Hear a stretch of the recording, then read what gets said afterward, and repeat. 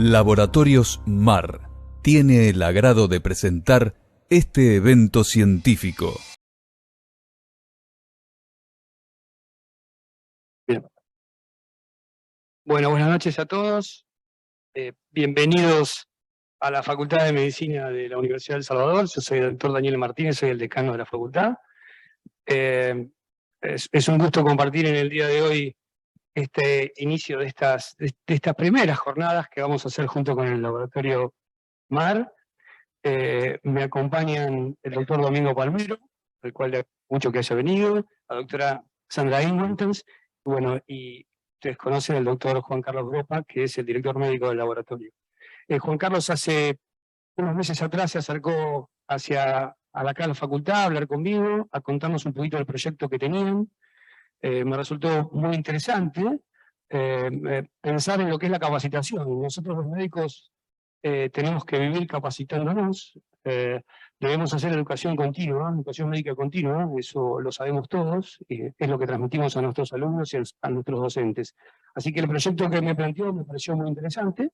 Luego vino Rodrigo Martínez del laboratorio, tuvimos una segunda entrevista que nos acompaña aquí también con nosotros, y bueno, charlamos juntos hacer la primera jornada de un tema realmente muy importante como es la tuberculosis, el clínico y la tuberculosis. La pandemia hizo que muchas de estas jornadas tuviéramos que hacerlas en forma virtual. Hoy, gracias a Dios, podemos hacerlo en forma presencial, además de tener mucha gente conectada y poder compartir este momento en forma simultánea. Y la pandemia nos trajo un montón de cosas, y entre ellas es que la tuberculosis tuvo un incremento. ¿Y por qué tuvo el incremento? Porque la gente no consultaba. Nosotros que trabajamos en el Instituto Bacarense y en el Hospital Muniz, lo vivimos en carne propia, cómo el incremento se hizo posterior al finalizar o transcurriendo la pandemia. Cuánto más aumentó la tuberculosis, enfermedad que no es muy propagandista, digamos, o no tiene mucho marketing, ¿no? Quienes hacemos tuberculosis trabajamos a full con esta enfermedad y con un nivel social que nos cuesta mucho, pero ahí estamos, trabajando para poder mejorar esta enfermedad en el mundo entero y en nuestro país. Le dejo la palabra a le doy nuevamente la bienvenida, les agradezco a todos que hayan venido. Y Juan Carlos, presentar a los expositores. Muchas gracias.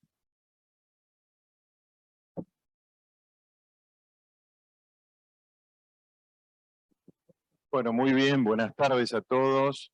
Yo soy Juan Carlos Gropa, soy el director médico de Laboratorios MAR, y para mí es un honor, un placer estar en esta casa.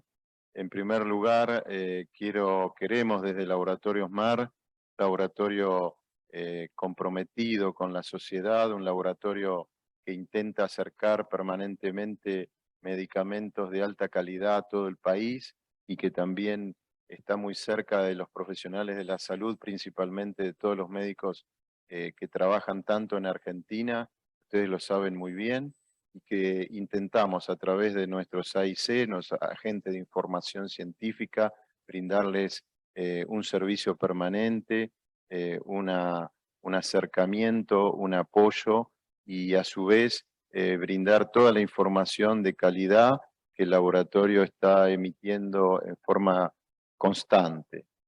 Para nosotros, como dije, es un honor estar en esta casa, para mí algo especial, Daniel lo sabe, porque yo me inicié como estudiante en esta universidad 4 años, después, bueno, me gradué en Buenos Aires, pero para mí es algo especial, tengo un sentimiento muy lindo estar en esta casa de altos estudios.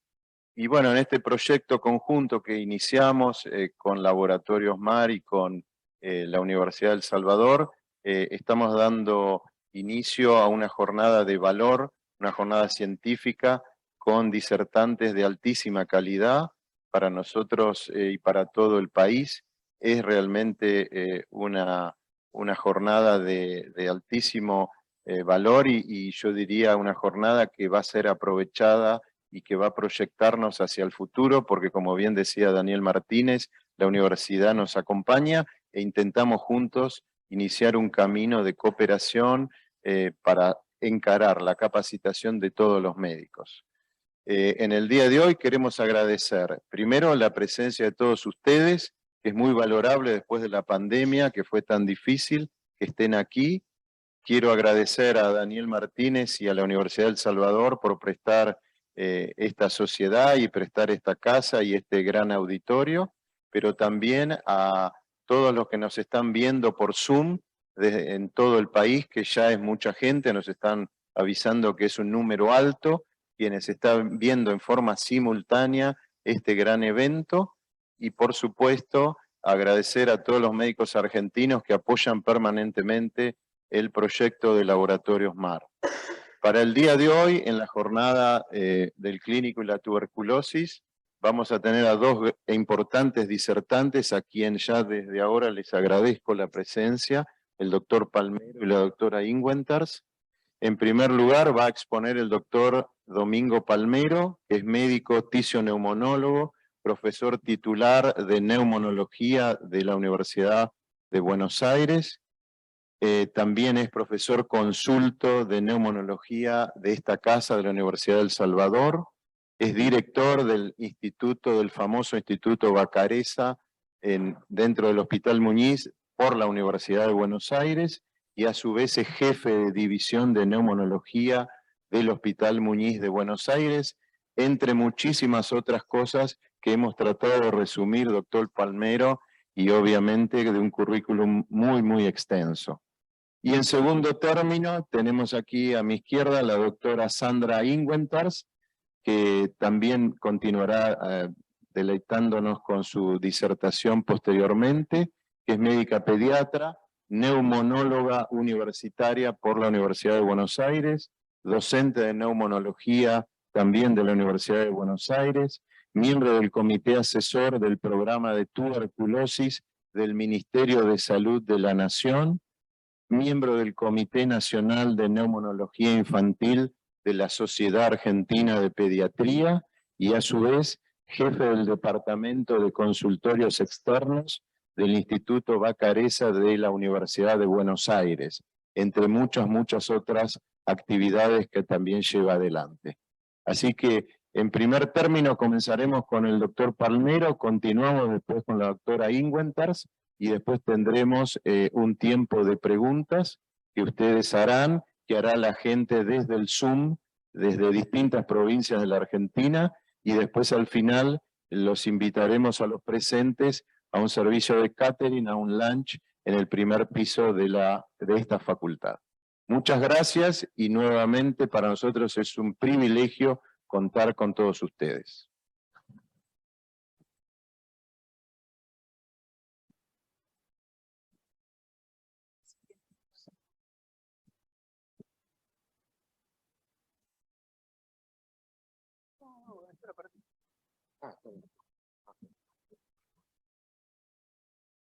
¿No?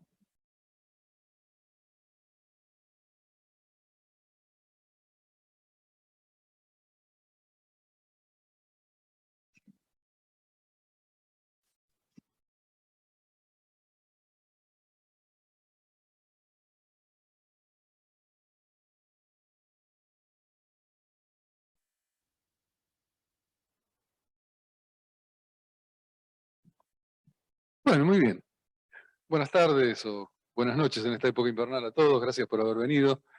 La idea no es apabullarlos con cosas muy complejas, sino un panorama general de lo que es la tuberculosis y una diapositiva que es el centro de la disertación, que con esa diapositiva ya está. Bueno, ahora se las voy a mostrar enseguida. Bueno, primero, esta... a ver, ahí. Esto tiene poco alcance. Bueno.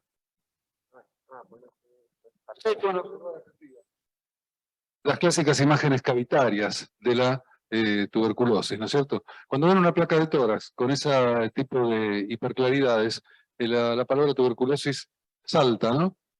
Dentro de los diagnósticos. Y esto es lo que quisiera que se lleven de esta charla. Básicamente todo lo demás está muy lindo, pero lo que tienen que llevarse es esto. Porque ya les vamos a mostrar algunos casos. Nosotros vemos pacientes que se pasan meses y meses dando vuelta. Con el COVID fue terrible. ¿Por qué? ¿Tiene fiebre? Lo hisopamos, da negativo. Fiebre y tos. Ah, de tener COVID. Lo hisopamos, da negativo. Bueno, tome paracetamol y váyase. Y llegó un momento que caían destruidos al hospital con una terrible tuberculosis, ¿no es cierto? Y las neumonías, que no evolucionan adecuadamente, y se rotan 3 esquemas antibióticos, y dan vueltas y vueltas. ¿Por qué? Porque un periodista que hace una nota sobre tuberculosis, lo primero que pregunta, ¿cómo? ¿En la Argentina existe todavía la tuberculosis? Eso lo habrán escuchado en cada entrevista que hacen sobre tuberculosis, ¿no es cierto? Sobre enfermedades en general, infecciosas. Y bueno, somos un país tan pero tan avanzado que el periodismo, una parte importante de la población, y lo que es más lamentable, muchos médicos consideran que la tuberculosis no existe, no existe. O que está relacionada solamente con las poblaciones muy vulnerables, con la gente de muy bajo nivel económico. Yo atiendo un plan 5 estrellas, entonces ahí no puedo encontrar una tuberculosis. Esa neumonía cavitaria es una neumonía cavitaria, será una Klebsiella, será un neumococo, será lo que será, pero ¿cómo va a tener tuberculosis? Bueno, pero existe. Entonces, lo primero y principal para hacer un diagnóstico es tener en mente que la tuberculosis en nuestro país existe. Está aumentando, como ya vamos a ver, y bueno, y se contagia. Cuanto más demoramos en diagnosticarlo, más se va a propagar, ¿no? Es la persona sintomática respiratoria. Tos y expectoración, más de 15 días, expectoración mucopurulenta, lo más probable es que tenga una exacerbación de una bronquitis crónica. ¿No? Uno de los posibles diagnósticos es este. ¿Y qué hacemos? Radiografía y esputo. Radiografía primero. Es poco probable que alguien pida un esputo a un sintomático respiratorio así de entrada. Salvo que diga, bueno, mi hermano, mi mujer, mi hijo, todos tienen tuberculosis. Bueno, ahí ya no pedir un examen de catarro ya es alevoso, ¿no? Pero en general, lo que se hace es la placa. La radiografía, en el momento que se usaba la radiografía de masas, se hacía catastro de la población buscando tuberculosis, cuando había mucha tuberculosis. Se está volviendo a usar, no porque haya tanta tuberculosis en el mundo, sino porque es muy sencillo. Una radiografía digital se puede transmitir a cualquier parte del mundo y hay un radiólogo leyéndolo, qué sé yo, en Singapur, una placa que sacamos en La Matanza, ¿no es cierto? Por ejemplo. Así que se ha vuelto a usar la radiografía dentro del diagnóstico de tuberculosis, la aproximación al diagnóstico. Igualmente la confirmación es bacteriológica. Y le puse VAR, bacilos ácido alcohol resistentes y GeneXpert. Ya vamos a ver cómo viene la mano de eso, que son los métodos moleculares. Retardo diagnóstico significa agravamiento de la enfermedad, prolongación del periodo de contagiosidad y poner en riesgo la vida del paciente. Pandemia. En el año siguiente a la pandemia, hemos visto morir gente de tuberculosis, más de la que veíamos habitualmente, por formas muy avanzadas, ¿no? Que no habían sido diagnosticadas, que habían sido rechazadas por el sistema de salud. En fin, si acá hubiera un oncólogo hablando de oncología en general, les diría lo mismo con el cáncer, ¿no? Y así. Una paciente de 41 años, mujer, que era diabética, no había sido diagnosticada previamente, y una neumonía. La neumonía la hace. Bueno, la tuberculosis pulmonar, que es la forma más frecuente, puede tener formas neumónicas, bronconeumónicas, cavitarias, cavidades, ¿no? Caverna tuberculosa, y las formas diseminadas, hematógenas. Eso es lo que habitualmente uno encuentra en el parénquima pulmonar. Al final, después de un tiempo, alguien, en vista que no mejoraba, bueno, el amoxiclavulánico no es eficaz para la tuberculosis, y terminan diagnosticándole con una baciloscopía tuberculosis. La imagen cavitaria, como ven ustedes en la placa de la izquierda arriba, la clásica imagen cavitaria, con una diseminación al otro lado. Y esto es lo que se llama tuberculosis miliar, la siembra hematógena de micronodos que miden de 1 a 3 milímetros. Eso es tuberculosis miliar. No solamente pulmón, afecta toda la economía y con suerte no pasa la barrera hematoencefálica y no les da una meningitis, ¿no es cierto? Si los nódulos son más grandes es una diseminación hematógena, pero ya no es una tuberculosis miliar. Las imágenes radiológicas no son específicas. Tienen un alto índice de sospecha para tuberculosis, pero esa placa tranquilamente puede ser una sarcoidosis, que es exactamente lo mismo, una histoplasmosis, una carcinomatosis, una silicosis que serían un poco más duros los micronódulos, pero también es una imagen similar, etcétera, etcétera, etcétera. ¿No? De manera que la radiología no hace el diagnóstico, pero genera sospecha de la enfermedad, ¿no es cierto? Y hay que confirmarlo. No todas las cavernas son fondosas. Acá tenemos una pequeña imagen cavitaria, ¿no? Que en la tomografía se ve muy bien, es decir, lesiones pequeñas. La capacidad de percibir síntomas es muy variable. En general, las personas que tienen un mayor nivel socioeconómico tienen más percepción de síntomas, tienen más posibilidad de acceso al sistema de salud y perciben más la situación. Las poblaciones vulnerables tienen la contra que están sumergidas en un mar de problemas que hace que esa tos crónica sea el menor de sus inconvenientes, ¿no es cierto? Tal vez el mayor de sus inconvenientes sea comer esta noche, ¿no? Y no esa tosecita que lo viene molestando. Pero una persona en la cual viven 10 personas, pequeña, ¿no es cierto? Bueno, así que tenemos de todo. Pero, en general, cualquier enfermedad evoluciona, eso está muy estudiado, ¿no? En las poblaciones vulnerables evoluciona peor que en las poblaciones, digamos, no vulnerables, ¿no? Que en el mundo son las menos. Muy bien. Así que tenemos de grandes cavidades hasta pequeñas cavidades y los diagnósticos a veces tienen que buscar el bacilo, se hace más complicado. Broncoscopía, lavado bronquial selectivo del área donde está la lesión, etc. Más o menos 15 a 20% de los casos de las tuberculosis son extrapulmonares. ¿Qué órganos puede afectar? Todos. Ustedes son médicos, cuando estudiaron otorrino, tuberculosis laríngea, tuberculosis óptica, cuando estudiaron oftalmología, tuberculosis ocular, hay lesiones de hipersensibilidad y hay lesiones con bacilos, la famosa conjuntivitis flictenular, ¿no es cierto? Que por ahí alguno se acuerda. Cuando estudiaron dermato también, lesiones de hipersensibilidad y lesiones con bacilos, el eritema de Bacin, por ejemplo. En fin, y así, texto articular y demás.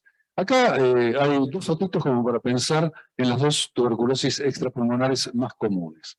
La ganglionar y la pleural. La pleural es, de lejos, la extrapulmonar más común. Generalmente secundaria a un foco pulmonar, puede ser un derrame con una pleuresía cerofibrinosa, color amarillo, ¿no? Es un exudado siempre. Y si no, puede ser un empiema. El empiema es más complicado, ¿no? Porque tiende a ser fibrosis, una cáscara que comprime el pulmón, es menos frecuente. También como compromiso pleural, neumotórax por tuberculosis. En las 14 manzanas del Hospital Muñiz, yo creo que la causa clínica más frecuente de neumotórax es la tuberculosis. En esas 14 manzanas tenemos la tasa de incidencia más alta del mundo, si vamos a calcular según los habitantes, ¿no? Que serían los enfermos y el personal de salud. Pero bueno, es un centro de derivación. Muchas pleuresías pasan sin diagnóstico. En la época preantibiótica, la mitad de los derrames pleurales tuberculosos se curaban espontáneamente. Drenaje, reposo, vitamina D, dieta, etc. y se curaban. A veces recaían con una tuberculosis pulmonar, otras veces no. ¿Sí? Muchas pleuresías se interpretan como paraneumónicas, ¿no? Con un proceso viral, agudo, ocasional, y se las pasa por alto, ¿no? Cuando la epidemiología ayuda, ya es otra cosa. ¿Sí? Hay algo que es importante en las tuberculosis extrapulmonares, que el diagnóstico es más difícil, ¿no? Es más difícil porque son formas que tienen menos bacilos. Se llaman formas paucibacilares. La biopsia pleural ayuda mucho, el cultivo del líquido, los métodos moleculares aplicados al líquido.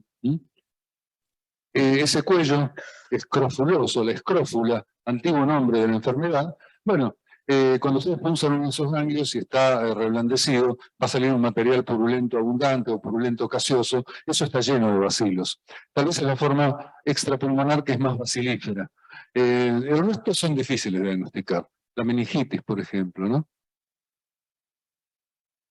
Hablando un poquito de epidemiología,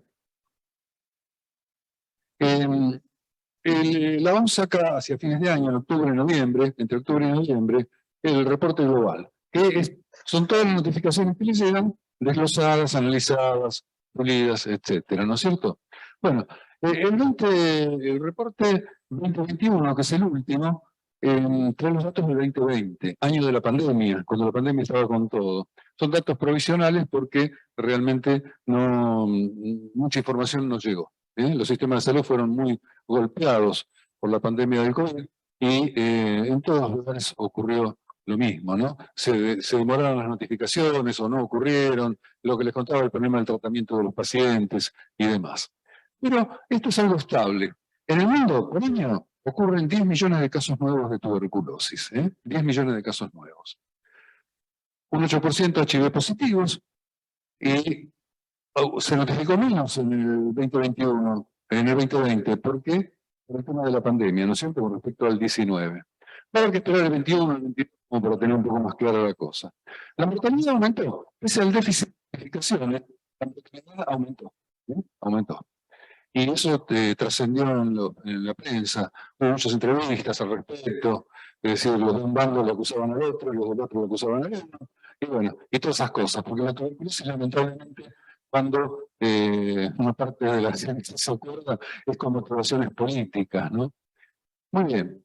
Pero muy bien, además siempre es una enfermedad curable, diagnosticable fácilmente y curable. Los casos de difícil diagnóstico son los menos, la mayoría son más sencillos. El HIV tiene una correlación muy fuerte y un impacto fuerte en la mortalidad. No es lo mismo una tuberculosis en un VIH positivo que en un VIH negativo. O un inmunodeprimido en general, biológicos, corticoides, inmunosupresión por drogas, etc. Y las formas resistentes de tuberculosis, que es un tema más especializado, no nos vamos a dedicar demasiado a eso, pero es un 5% de los casos, 500.000 de 10 millones. Ese 5% sale más caro diagnosticarlo y tratarlo que todo el resto. Y eso genera demora diagnóstica y propagación de una forma de la enfermedad que es más complicada. Muy bien. Sería el mundo. ¿Cómo está en Argentina? Tenemos la tuberculosis concentrada en las provincias del norte y en el AMBA, Área Metropolitana de Buenos Aires. En la Área Metropolitana de Buenos Aires andamos por 60% de los casos. Argentina, tenemos que calcular, esas son las estimaciones del 19, la ONU nos estima unos 14.000, bueno, 12.500, no estamos tan lejos de notificando de lo que se estima. La mayoría de los pacientes se tratan a nivel público y la notificación es buena, ¿no? En ese aspecto. Estamos aceptados porque los programas de tuberculosis son los programas más antiguos que hay en todos los países, ¿no? Habitualmente. Era una enfermedad que pegó mucho en la humanidad y generó toda una respuesta, que lamentablemente no ha conseguido eliminarla, controlarla un poco y hasta ahí. Pocos fallecidos en Argentina, no muere mucha gente de tuberculosis, aunque consideramos que en este periodo post-pandémico la mortalidad se va a ver reflejada, ¿no?, con un aumento. El VIH no sabemos, no hay una buena notificación de cuántos tuberculosis tienen HIV. Eso realmente se tiene que... Preguntan ustedes en Argentina cuántas tuberculosis tienen HIV, no sé, de las que tenemos notificadas son tantas, pero cuántas hay en realidad no se sabe. Todos los años el Programa Nacional de Tuberculosis está sacando un boletín epidemiológico con las cifras, que sale para el Día Mundial de la Tuberculosis, ¿no es cierto? Estamos por el boletín número 5, que tiene menos casos que el boletín número 4, que era lo anterior. ¿Qué pasó? ¿Mejoró la tuberculosis? No, disminuyeron las notificaciones. Es lo que les contaba, ¿no es cierto? Bueno. El diagnóstico. Todos ustedes tienen clara la vaciloscopía. Ustedes piden un esputo para tuberculosis, o vaciloscopía de esputo. ¿Sí? Bueno, lo pongo con un signo de interrogación. Porque está no cuestionado, pero está siendo reemplazada como elemento diagnóstico por los métodos moleculares rápidos. Cultivo. El cultivo nos determina especificidad y nos permite hacer pruebas de sensibilidad. Entonces, ¿por qué lo pongo con signo de interrogación? Los métodos moleculares, que tienen una gran ventaja con respecto a los métodos bacteriológicos clásicos, que es el tiempo. Se puede tener el diagnóstico de tuberculosis con un 98% de especificidad, más o menos, y el diagnóstico de resistencia en horas. Lo más rápido son 2 horas. Realmente es muy importante. El problema es el costo. Y sí, pero bueno, El panorama ha cambiado rápidamente. El panorama ha cambiado rápidamente, las recomendaciones de organismos internacionales, la Organización Mundial de la Salud, el CDC, la Sociedad Respiratoria Europea, todos se han volcado a recomendar las pruebas moleculares rápidas. ¿Dónde ocurren primero estos cambios de modernización, digamos, del diagnóstico de tuberculosis? En los países desarrollados.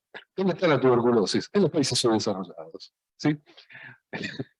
O sea que donde está la plata, las cosas se hacen mucho mejor que donde también hay plata, pero no se usa tan bien, ¿no es cierto? Así que hoy por hoy, nosotros acá en Argentina seguimos usando la vaciloscopía como elemento diagnóstico, pero progresivamente se van aplicando los métodos moleculares. Fíjense ustedes qué interesante la historia. Esto está sacado de un artículo. ¿Cuántos quedan el diagnóstico en el punto de atención? Esa es la onda desde hace varios años en diagnóstico, es decir, el diagnóstico en atención primaria de las enfermedades prevalentes, paludismo, tuberculosis, las diarreas, en fin. Las enfermedades infecciosas me refiero, ¿no? Que es lo que uno maneja. Ven que en 1880, ahí en la época de Koch, se descubrió la vaciloscopía. En 1940, el cultivo del medio sólido, recién en 1940, 60 años después, 60 años después. Medio líquido, permite hacer más rápido las cosas, en la década del 50. O sea, 70 años después de Roberto Koch. Después tenemos el método radiométrico, que es un método rápido bacteriológico, otro método BACTEC, que es método rápido bacteriológico, y acá, 2005, 6, 7, 2008, 9, 10, en fin, en los últimos 10, 15 años, póngale con todas las ganas, en los últimos 15 años ha habido una catarata de nuevos métodos diagnósticos moleculares, basado fundamentalmente en la biología molecular. Un cambio radical en el diagnóstico de muchas enfermedades infecciosas, bueno, entre ellas la tuberculosis. Vamos a mencionar alguna cosita como ejemplo, ¿no es cierto? Lo que recomiendan los organismos internacionales es que la primera prueba de diagnóstico, o sea que la persona viene sintomática respiratoria, una vez que le hacen la placa y encuentran una imagen compatible con tuberculosis, una imagen cavitaria, ¿no es cierto? Más aún, un poco de sangre, bueno, o cuenta que escupió sangre. La hemóptisis es muy sugestiva, ¿no? Además, la gente es raro que tenga hemóptisis y no consulte, ¿no? Y que el médico no se alarme. A esos pacientes directamente hay que hacer una prueba molecular. Esa es la recomendación. Porque claro, el enfermo escupe, se siente en un vaquito, espera 2 horas y tiene el diagnóstico de confirmación molecular. Es decir, es Mycobacterium tuberculosis y no otra Mycobacteria, y es sensible o resistente a la principal droga del tratamiento, que es la rifampicina. O sea que uno, en un ratito, tiene un diagnóstico preciso y además una prueba de sensibilidad preliminar, ¿no? No tenemos tantos aparatos en el país como para poder hacer esto. Pero progresivamente hay más y se va utilizando. Hay que tomar conciencia del uso. El problema es que si se toma demasiada conciencia del uso, no alcanzan ni los aparatos ni los cartuchos para hacer la reacción. Pero con el tiempo esto se va a ir instalando, ¿no? La OMS empezó a promover los métodos moleculares rápidos a fines del 2010, ¿no es cierto? Y todos nos miraban, ¿cómo será esta cosa? ¿Qué interés hay atrás de esto? Porque la vaciloscopía, tan tradicional, desde el año 1880, imagínense que uno está como acostumbrado a eso. Y bueno, progresivamente se fue viendo que realmente era extraordinario. Además, hay métodos moleculares rápidos que permiten hacer el diagnóstico en el lugar de cuidado, en el point of care, ¿no? Bueno, esto ya se los conté, el tamizaje de resistencias, pero hagámosle el honor a Roberto Koch. Son métodos tan sensibles, los métodos de biología molecular, que detectan trazas de ADN de Mycobacterium tuberculosis en el paciente en tratamiento, en el paciente curado, 1 año después, 2 años después, hasta en los contactos puede llegar a haber positivos. O sea que no sirven para seguir al paciente, ¿sí? Para el seguimiento, la vaciloscopía. No hay vuelta que darle. O sea que la vaciloscopía no desaparece, sino que como no es tan específica y bueno, la osciloscopia es rápida, ¿no es cierto?, pero no es tan específica. El método molecular tiene esa gran ventaja, como diagnóstico. Como seguimiento no, hay que hacer vaciloscopía, ¿sí? Muy bien. Las micobacterias ambientales, las micobacterias atípicas, dan la vaciloscopia positiva, pero el Ginesper da negativo, porque no las reconoce. La tuberculosis bovina, la que provoca el Mycobacterium bovis, sí, la da positiva como si fuera Mycobacterium tuberculosis, no diferencia tuberculosis de bovis. El tratamiento tanto no cambia, o sea que, bueno, no es un problema tan serio. La OMS sacó en el 2020 guías consolidadas de diagnóstico molecular de la tuberculosis. Un año después tuvo que sacar una actualización porque surgieron nuevos métodos, nuevas indicaciones, evolución del panorama. ¿Sí? Rápidamente. Hay que en la cita bibliográfica, y está toda la información que les puede interesar. El XPER fue el primer método. Hay varios métodos. Es un nombre registrado.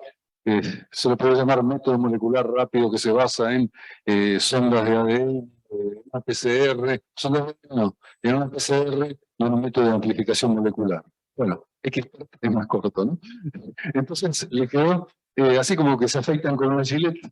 La Gillette es sinónimo de maquinita de afeitar. Bueno, el XPER es sinónimo de molecular rápido, pero ni de ahí es el único. Y van surgiendo nuevos métodos, todos tienen alguna ventaja. Un dato, o detecta resistencia a isoniazida y rifampicina. La India, por ejemplo, tiene uno que es el TrueNAT, todo junto, ¿no? TrueNAT, que detecta resistencia a ISO y rifa, ¿no? Y está validado, ¿no? Es más reciente que el XPER. El cartucho es un poco más grande que el de una impresora, se pone una muestra de esputo adentro, se pone en el nódulo, que son estas tapitas, y el cartucho funciona solo. Hace la PCR, hace el revelado, y aparece en la pantalla de la computadora el diagnóstico. Aparecen la evaluación que hace de las distintas mutaciones de resistencia, porque lo que evalúan son mutaciones de resistencia, ¿no es cierto? Y nada, y deduce si es Mycobacterium tuberculosis y si es sensible o resistente a rifampicina. En el 2020 salió el cartucho para más drogas, porque otro problema, además de la resistencia a la rifampicina, es más común la resistencia a la isoniazida. La resistencia a la isoniazida es un problema grave también porque hace fracasar los tratamientos y puede seleccionar tuberculosis multiresistente. Y suele pasar desapercibida. Más con este método originalmente se le pasaba por alto todo. Si andaba bien, fenómeno. Y si no andaba bien, ahí recién nos dábamos cuenta que era resistente a la isoniazida. Y lo más avanzado en métodos diagnósticos es la secuenciación. Bueno, en Londres ustedes tienen una tuberculosis, o en Nueva York, les hacen, entregan la muestra de esputo, le harán un método molecular rápido, cualquiera de todos los que hay, y lo secuencian. La secuenciación detecta, hay secuenciación global de todo el genoma del Mycobacterium tuberculosis, que modestia aparte es una bacteria compleja, ¿no? Tiene un genoma grande, 4.400.000 pares de bases. Como bacteria es uno de los genomas más grandes, ¿no? El neumococo es un poquito más pequeño. Bueno, la cuestión que secuenciar todo era más caro y era más complejo. Entonces hay una secuenciación que se llama de segunda generación que permite secuenciar donde se espera que haya mutaciones de resistencia, ¿sí? Y fíjense el tamaño de un secuenciador. Es mucho más chiquito que un celular. Compárenlo con un portito CD, con la computadora. Chiquito. ¿Qué quiere decir? ¿Que poner una gota de esputo ahí ya está? No, no. Hay que tener una muestra, hace falta el cultivo, hay que purificar el ADN, hay que tratarlo adecuadamente, tiene que hacerse la secuenciación, hay que comparar con bases de datos internacionales. Es un proceso que tiene su complicación, hace falta gente especializada para que lo haga, esto no es para hacerle el punto de atención, ¿no es cierto? Pero es el presente, digamos, en diagnóstico, porque les da todo, toda la verdad. Y como si fuera poco, las bases de datos internacionales permiten también introducen datos clínicos. Es decir, si salió resistente a la piracinamida, ¿y cómo anduvo cuando le dieron o no le dieron piracinamida? Eso también se registra. Entonces, tiene información clínica, además de la información de la mutación y la posibilidad de resistencia. con lo cual se pueden detectar mutaciones que no significan resistencia y mutaciones que significan resistencia, con un porcentaje de probabilidades, ¿no es cierto? Es alto habitualmente. Así que bueno, de la vaciloscopía hemos pasado del 2010 en adelante, en unos, digamos unos 15 años, hemos pasado de la vaciloscopía de 1880 a la secuenciación, ¿sí? Además permite hacer epidemiología molecular. ¿Quién le transmitió la tuberculosis a quién? Si se lo hace a todos, se pueden rastrear los casos y despejar dudas de quién contagió a quién, si hay un brote, qué está pasando. Bueno, como ven, nosotros hoy por hoy seguimos aferrados un poco a la vaciloscopía, al cultivo, pero en el interior, por ejemplo, uno de los problemas es la distancia, ¿no? Que hay que mandar una muestra a un laboratorio de referencia. Pero los métodos moleculares rápidos son para hacer, no en el laboratorio de referencia, son para el punto de atención, ¿sí? Donde se atiende suficiente tuberculosis. Obviamente, si viene uno por mes, no tiene sentido gastar en el aparato, ¿no? ¿Son más caros que la vaciloscopía? Son más caros. El precio ONS, un cartucho de Xpert vale $10. La vaciloscopía a nosotros nos cuesta centavos. En el mundo desarrollado es así, porque si vas a Estados Unidos, ¿cuánto le pagan al técnico que tiene que gastarse 20 minutos leyendo el preparado y pongan media hora procesando la muestra y qué sé yo? Le sale más de $100. Le sale mucho más barato esto, que para lo único que necesitan un ser humano es para ¡clac! Y nada más. Es mucho más económico que lo otro. Acá manejamos, generalmente en el mundo subdesarrollado, ¿no? La mano de obra solemos ser lo más barato. Pero bueno, en fin, son puntos de vista de los distintos lugares. Con respecto al tratamiento de la tuberculosis, tres famosos bacteriólogos, Canetti, Rist y Grosset, allá por los 1970, o sea que hace 50 años, descubrieron que había distintas poblaciones bacilares. Las cavernas, que albergan grandes cantidades de bacilos, billones de bacilos, y lesiones sólidas, como los tuberculomas, que albergan pequeñas poblaciones, fundamentalmente concentradas, que son intracelulares, en los macrófagos. Esas son poblaciones de persistencia. Las drogas no penetran bien en esas células y los bacilos pueden persistir en la persona enferma. Y usted se cree que lo curaron y en realidad al tiempo recae. Esto pasaba hasta 1980. Esta gente probó las distintas combinaciones de fármacos y creó el tratamiento de la tuberculosis que usamos todos, que se basa en una sinergia bactericida que es capaz de esterilizar las lesiones del enfermo, esterilizarlas en serio, ¿no? Ustedes sacan material de ahí, lo cultivan y no hay nada. En cambio, con los tratamientos que se usaban anteriormente, sí, algunos pacientes desarrollan, cultivan bacilos, ¿no? Y es isoniazida, rifampicina y piracinamida. Bueno, eso lo sabe todo el mundo, ¿no? ¿Cuáles son las drogas de tratar la tuberculosis? En general es algo conocido para el clínico. Y se le agrega el tambutol como una prevención de resistencia. Vieron que el esquema son 2 meses de 4 drogas, isoniazida, rifampicina, piracinamida y el tambutol. Eso alguien lo inventó ya por los 80, con la peregrina idea que antes de los 2 meses todos los enfermos iban a tener un antibiograma. Y entonces ahí, bueno, tenía que haber sido resistente a isoniazida, que ya en esa época era la resistencia más frecuente. Bueno, lo estuvimos cubriendo, le dimos rifa, le dimos tira, le dimos tambutol. Bueno, la isoniazida era resistente, vimos cómo arreglar las cosas, ¿no? Esa peregrina todavía no se ha concretado, 50 años después. La presentación les va a quedar, la van a difundir. Los distintos fármacos, esto es lo que se llaman drogas de primera línea, las que les mencioné, isoniazida, rifampicina, piracinamida y tambutol. No vamos a insistir en aspectos que son de la facultad, digamos, de la formación básica, y que están en todos lados. Esquemas terapéuticos. Una sola cosa, la rifampicina. La rifampicina es la droga más activa de todas, ¿no es cierto? Pero tiene sus problemas, que son las interacciones medicamentosas. La rifampicina interactúa significativamente con más de 200 fármacos. Entonces, cuando ustedes inician un tratamiento de tuberculosis, lo primero que tienen que preguntar al paciente qué otra medicación toma. Porque hay interacciones significativas que disminuyen la actividad, ¿no es cierto?, de múltiples fármacos.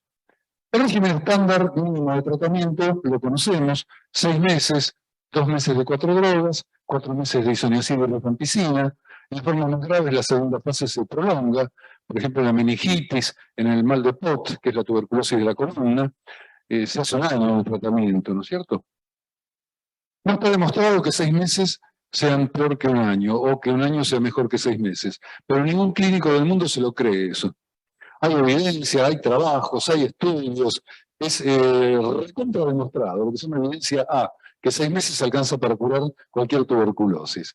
Yo siempre recuerdo una discusión que teníamos en una reunión en OMS de Ginebra, que había alguien que defendió encarnizadamente, no, 6 meses para todas las tuberculosis. Le pregunto, si su hijo tiene una meningitis tuberculosa, ¿usted le daría nada más que 6 meses de tratamiento? Tipo, se sentó. Porque uno percibe que la forma más grave, un poquito más de medicación es eficaz. Y eso es una idea que comparten todos los clínicos del mundo y no hubo evidencia que fuera capaz de convencerlos de lo contrario. O sea que la medicina basada en la evidencia fue un boom en los 90, en el 2000. En la actualidad hay muchos a la medicina basada en la evidencia, ¿no es cierto? Bien. El corticoides se indican básicamente en meningitis y en pericarditis tuberculosa, afecciones afortunadamente raras. Y en el SIDA, el tratamiento antirretroviral, si se descubre, es muy frecuente que el paciente se interne que tiene una imagen sospechosa de tuberculosis. La vaciloscopía era positiva, la glucemia muestra que es un diabético, un recontra diabético, y no sabía que tenía diabetes. Pero usted tenía una glucemia de 473. Y no que orinaba mucho, que se levantaba mucho.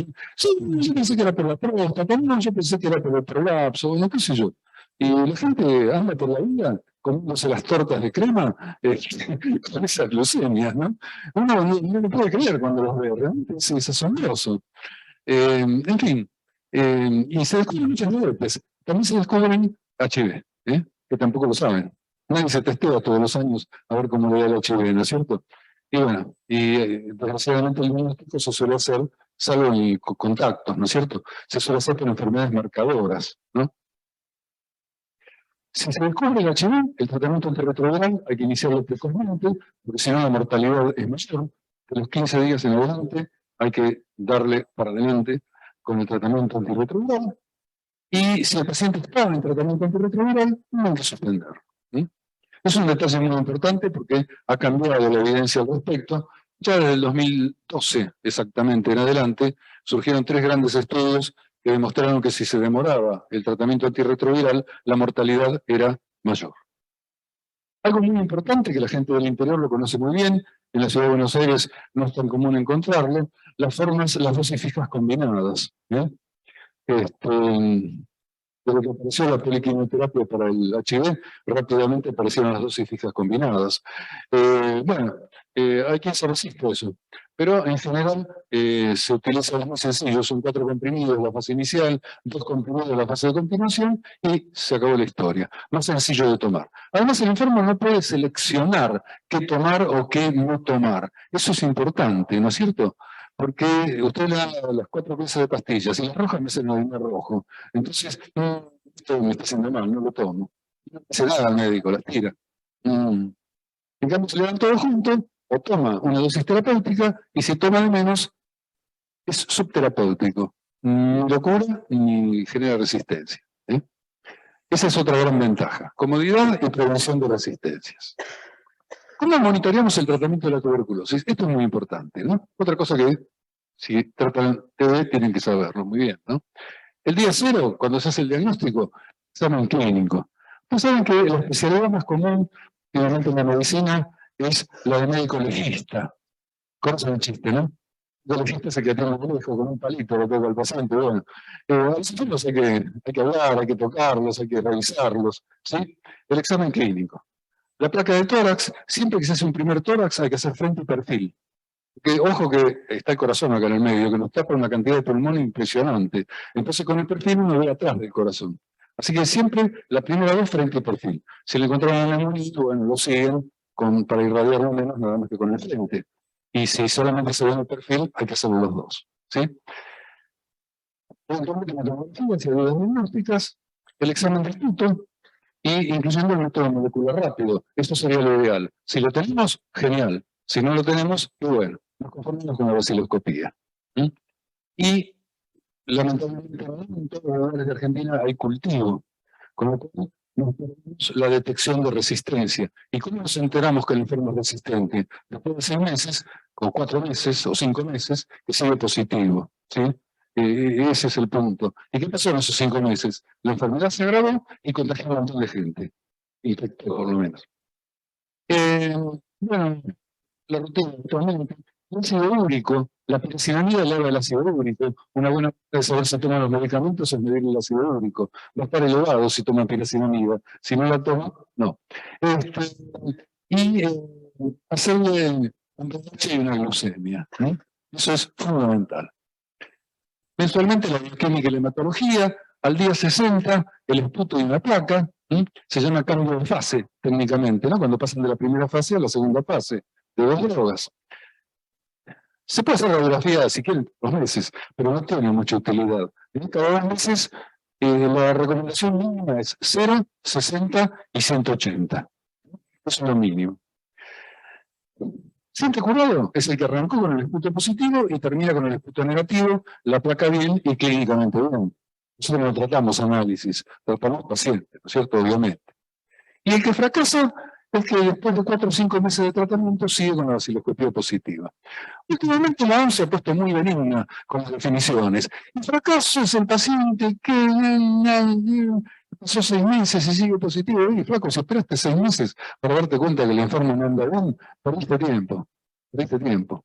Lo que pasa es que eso está basado a la luz de que a todos le hacemos un método molecular rápido de entrada. ¿No? Basado de un escritorio con un aguacerito de cedro, en un lugar muy rico. Pero, desgraciadamente, en el terreno la cosa no es tan así. Entonces, cuando uno ve que el enfermo no anda bien, ¿cuál es la causa principal que un enfermo de tuberculosis no responde al tratamiento? ¿Cuál es? A ver. Absolutamente. En el 98, no sé si era el 99, pero en el 98% o el 97% es por de la adherencia. La adherencia es un capítulo pendiente en todas las enfermedades crónicas. El hipertenso dice, no, yo me siento bien, que voy a tomar esa pastilla de progreso. El diabético, no me doy nada, etcétera, ¿no? Y la tuberculosis arranca normal, sintomático, flaco, con fiebre.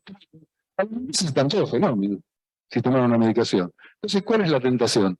Y bueno, lo tomo mañana, y ya se la tomo mañana, sonamos. Muy bien. Así que eso sería fracaso terapéutico, hay que estar atento a la evolución. Y lo último del tratamiento estándar es el asunto de los nuevos regímenes. El mes pasado, en base a estudios, algunos concluidos, otros más o menos concluidos, el año anterior, en el 21, la OMS recomienda directamente así, ¿no? Un régimen de 4 meses para el tratamiento de la tuberculosis, usando rifampicina y moxifloxacina. ¿Y qué más? Isoniazida y piracinamida. Un tratamiento de 4 meses, con una fase inicial de 2 meses y una fase de continuación de otros 2 meses. Los que hacemos tuberculosis, si no tenemos una fase inicial, nos sentimos mal. Es un problema mental ese, ¿no? Pero bueno, es un poco pronto para generalizar el uso, habrá que ver cómo funciona. Y rifampicina además en nuestro país no hay. Pero se puede comprar. Habrá que dar un poquito de tiempo. Y esto salió ahora, en mayo de este año, las guías consolidadas en el tratamiento de la tuberculosis grave susceptible. Aquí tienen la cita bibliográfica, está todo explicado. Pero no ignoran el régimen clásico de 6 meses, con isoniazida, rifampicina, piracinamida, tambutol, 2 meses, y después 4 meses de iso y rifa. Lo que no recomiendan más hace unos años es el tratamiento intermitente que se hacía en la segunda fase. ¿Para quiénes recomiendan este nuevo régimen acortado, más acortado de 4 meses? Tuberculosis que sea comprobadamente sensible, que tenga una prueba molecular rápida, ahí ya no se nos afloja el panorama. Que tenga más de 12 años, que pese más de 40 kilos, CVH que tenga más de 100 CD4, y solamente las pulmonares. O sea que no se lo recomiendan para cualquiera, ¿no es cierto? Bueno, ahí está lo que les dije. Uno de los problemas que tiene la recomendación es que la rifampicina se usa a una dosis muy alta. que es 1200 miligramos, y los comprimidos son de 50. Saquen la cuenta que se tiene que tomar un montón, un montón de comprimidos. Perdón, de 150. 150. No tengo experiencia, nunca vi una rifapentina. Como dijo el general, ¿quién ha visto un dólar? Bueno, en Argentina podemos decir, ¿quién ha visto una rifapentina? No, todavía no tenemos, pero se puede comprar, no hay ningún problema. Está en el catálogo de drogas esenciales, lo cual el Ministerio de Salud y Educación compra a OPS. El proveedor es un proveedor de OMS, digamos, ¿no? Son precios concesionados, porque la OMS va, se sienta a una mesa con el laboratorio y dice, bueno, esto voy a comprar 3 millones de comprimidos de tal cosa, ¿qué precio me haces? Y bueno, ahí los precios caen, pero radicalmente. Muy bien. La doctora Igualter seguramente le va a hablar que tratamiento de 4 meses basado en el tratamiento clásico para los niños con formas leves. Tenemos la pediatra acá, así que nada, eso no. La PPD. Me dio la PPD positiva. Me dio la PPD positiva. Estoy enferma. No, otro me dijo que tengo que... Uno primero salió corriendo cuando me dio. No, atrás. Vos tenés la PPD positiva, sos infecciosa. Otro, qué fuerte que sos, te dio la PPD positiva. Otro, mirá, qué bien, qué bien, Bueno, hay unos líos bárbaros. Y en el médico también. Bueno, es la cosa más sencilla del mundo. Una PPD positiva quiere decir que la persona está infectada, que tiene algún granuloma, chico, grande, uno, muchos, en su organismo, que le dan respuesta inmune a el antígeno de la PPD. Eso es todo. ¿Y diferencia enfermo del sano? No. Le da positivo al enfermo y le da positivo al sano infectado. Esto no es como el VIH. Un VIH, si está infectado, está en vías de desarrollo de su enfermedad. La tuberculosis no. Nada más que el 10% de los adultos infectados se enferman, así que no hay mucho problema. Es decir, hay una clara diferenciación entre infectados y enfermos, ¿no? Y la PPD no lo diferencia. Entonces, PPD positiva igual infección. ¿Enfermedad? No sabemos, puede estar enfermo, es que no, y eso es todo. Y no hay que hacer un lío con una PPD. ¿Cuántos milímetros hay en el tema? ¿Quién la mide? ¿Cómo la mide? ¿Con qué la mide? La mide abajo, la palpa, la aprieta, usa una regla, usa un compás, no usa nada. Le mide el eritema, le mide el nódulo, lo mide otra vez, lo mide arriba. Eso da un tremendo sesgo del observador. Y ese es uno de los graves problemas que tiene la PPD. Esos son los métodos de interferón que se han extendido. Una de las razones es el precio, que son un poco más específicos, un poco más sensibles, son específicos y no está el problema del nodulito. Claro, lo eso de lo nuestro va a ser con la PPD. El nódulo se considera positivo.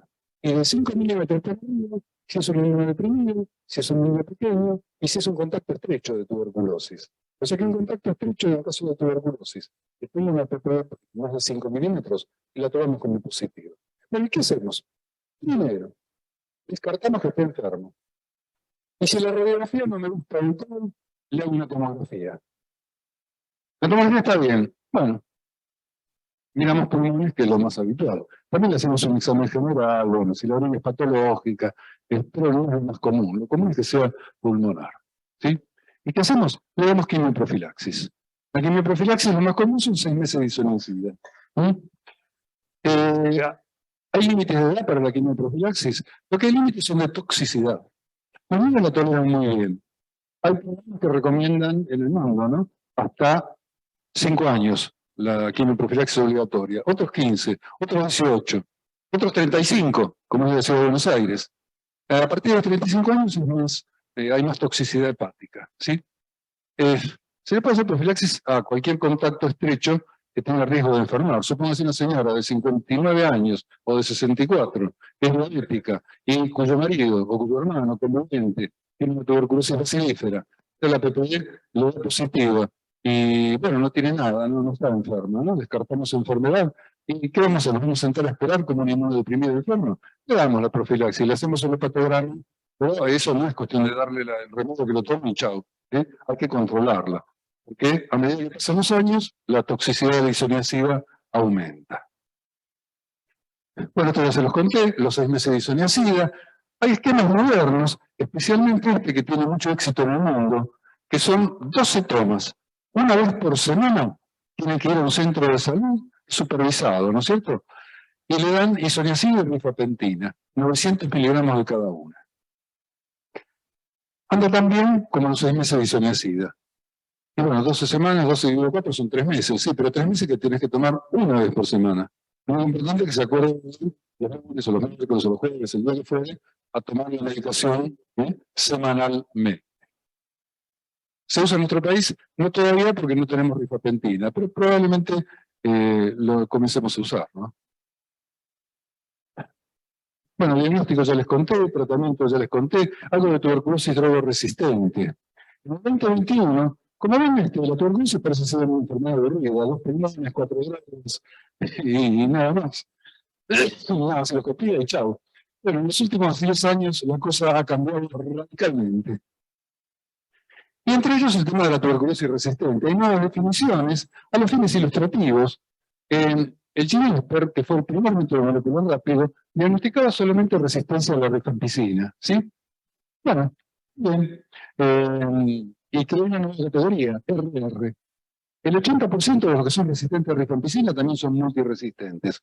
Son resistentes a ISO, RIFA y algo más, que es la tuberculosis, o no, tuberculosis multiresistente. Resistencia isoniazida y rifampicina. Si el paciente que ustedes están tratando con ISO, RIFA, piro y etambutol es resistente a ISO y RIFA, el tratamiento va a fracasar.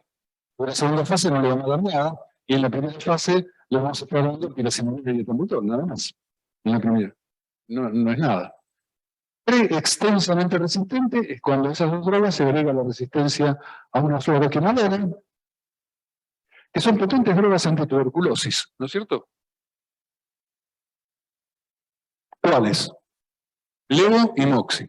La cipro no. La cipro no se usa en tuberculosis. Levofloxacina y moxifloxacina.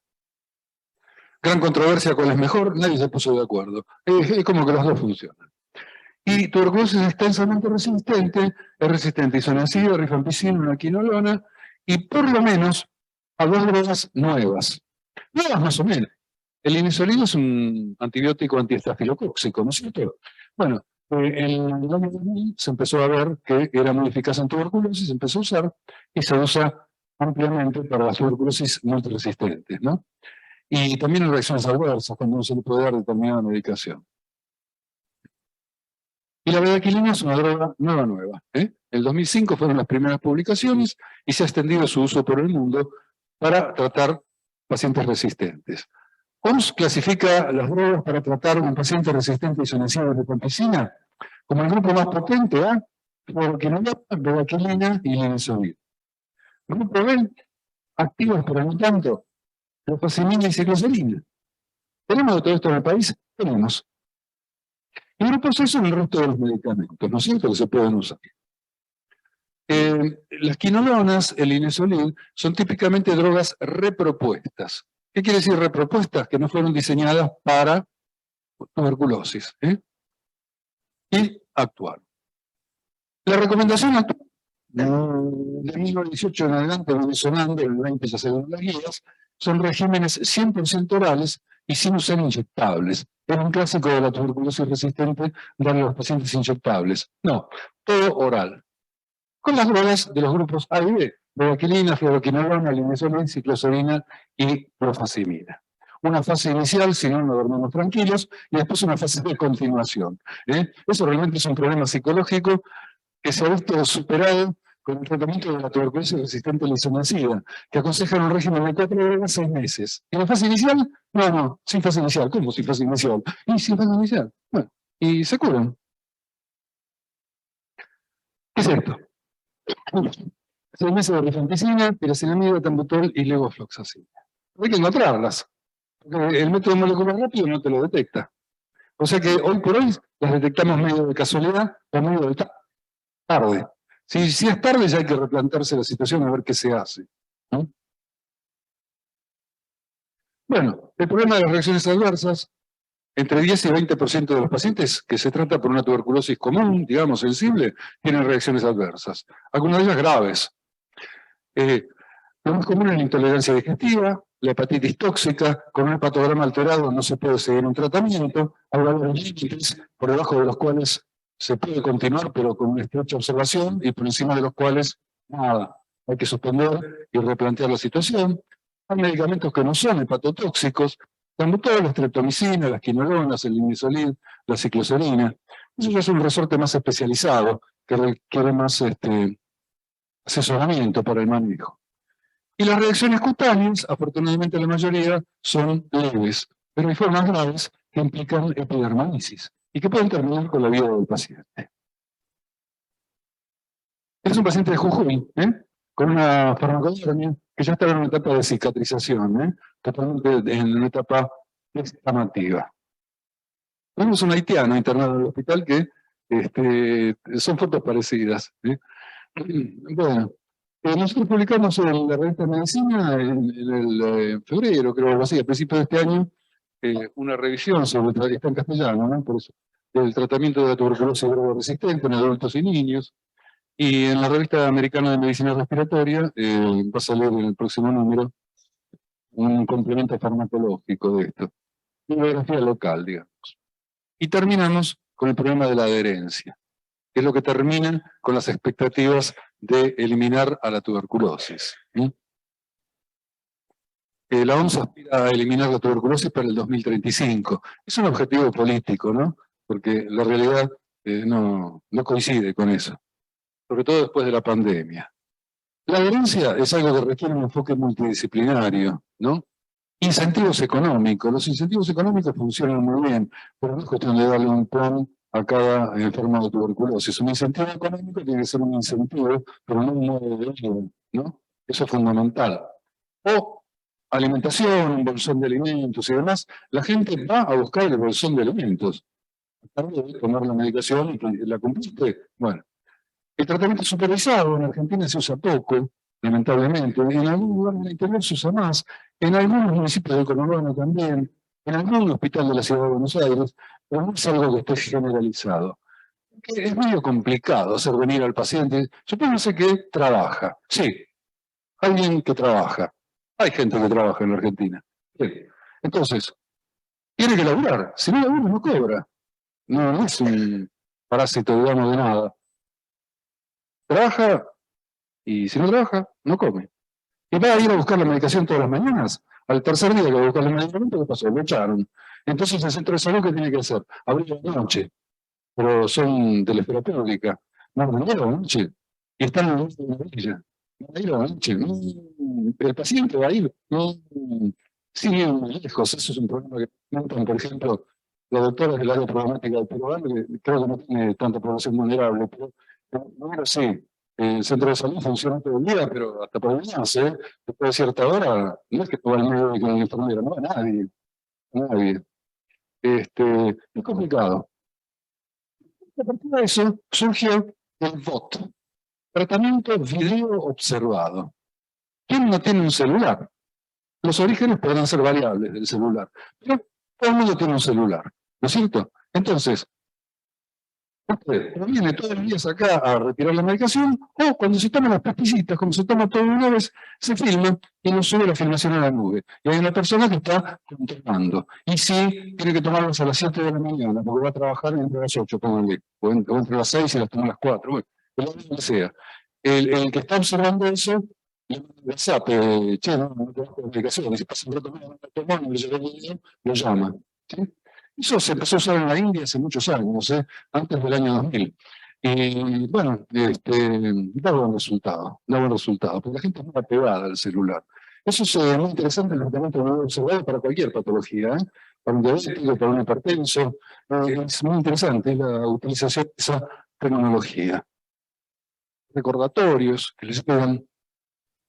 Y con esto terminamos este pantallazo sobre la tuberculosis actual, que como verán, si ustedes creen que bueno, yo tuve tuberculosis en 1990, ya está, ¿qué va a haber de nuevo? Bueno, un montón de cosas nuevas que nos van llegando y que las vamos introduciendo.